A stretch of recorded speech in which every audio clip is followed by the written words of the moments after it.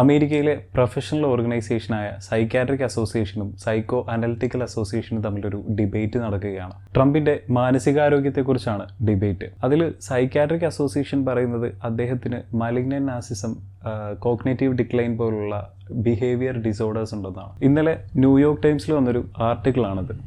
ട്രംപിന്റെ സ്ഥിരതയില്ലാത്ത പെരുമാറ്റവും തീവ്രമായ പരാമർശങ്ങളും അദ്ദേഹത്തിന്റെ മാനസികാരോഗ്യത്തെക്കുറിച്ചുള്ള ചർച്ചകൾ വീണ്ടും സജീവമാക്കുന്നു എന്നതാണ് ഇതിന്റെ ഹെഡിങ്.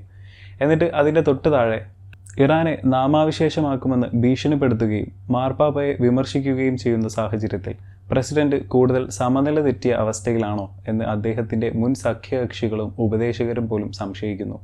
ഭ്രാന്തൻ എന്നും ചിത്തഭ്രമം സംഭവിച്ചയാളെന്നുമാണ് അവർ അദ്ദേഹത്തെ വിശേഷിപ്പിക്കുന്നത് എന്നും സബ് ഹെഡിങ് ആയിട്ട് കൊടുത്തിട്ടുണ്ട്. ഇത് കുറച്ച് വലിയൊരു ആർട്ടിക്കിളാണ്, ഞാൻ ചുരുക്കി പറയാം. ഈ ലേഖനം പ്രധാനമായിട്ടും ചർച്ച ചെയ്യുന്നത് പ്രസിഡന്റ് ഡൊണാൾഡ് ട്രംപിന്റെ മാനസികാരോഗ്യം, അതുപോലെ ഭരണഘടനയിലെ 25ാം ഭേദഗതി എന്നിവയെക്കുറിച്ചാണ്. എന്തുകൊണ്ടാണ് ഇപ്പം ഇങ്ങനൊരു ചർച്ചയെന്ന് ചോദിച്ചാൽ, ട്രംപിന്റെ സമീപകാല പ്രസംഗങ്ങളിലെയും പെരുമാറ്റത്തിലെയും മാറ്റങ്ങൾ വലിയ ആശങ്കയുണ്ടാക്കുന്നതായും അദ്ദേഹം പലപ്പോഴും കാര്യങ്ങൾ മറന്നു പോകുന്നതായും പരസ്പര ബന്ധമില്ലാതെ സംസാരിക്കുന്നതായും റിപ്പോർട്ട് ചൂണ്ടിക്കാട്ടുന്നു. ട്രംപ് പലപ്പോഴും ഭ്രാന്തമായ രീതിയിൽ പെരുമാറുന്നുവെന്നും ഇറാനെതിരെയുള്ള യുദ്ധഭീഷണിയും മാർപ്പാപ്പയെ പോലുള്ള ഒരു വ്യക്തിക്കെതിരെയുള്ള വിമർശനങ്ങളും ഇതിന്റെ ലക്ഷണമാണെന്നും ലേഖനത്തിൽ പറയുന്നു. മാത്രമല്ല, തന്നെ ഒരു ദൈവതുല്യനായി ചിത്രീകരിക്കുന്ന രീതിയിലുള്ള AI ചിത്രങ്ങൾ അദ്ദേഹം പ്രചരിപ്പിക്കുന്നത് അദ്ദേഹത്തിന്റെ മാനസികാവസ്ഥയെക്കുറിച്ചുള്ള സംശയങ്ങൾ വർദ്ധിപ്പിക്കുന്നു. അതുകൊണ്ട് ട്രംപിന്റെ മാനസിക നില തെറ്റിയെന്നും അതിനാൽ 25ാം ഭേദഗതി പ്രകാരം പ്രസിഡന്റ് സ്ഥാനത്തിരിക്കാൻ അയോഗ്യനായിട്ട് കാണിച്ചുകൊണ്ട് ആ സ്ഥാനത്ത് നിന്ന് മാറ്റണമെന്ന് വൈറ്റ് ഹൗസിലെ ചില മുൻ ഉദ്യോഗസ്ഥരും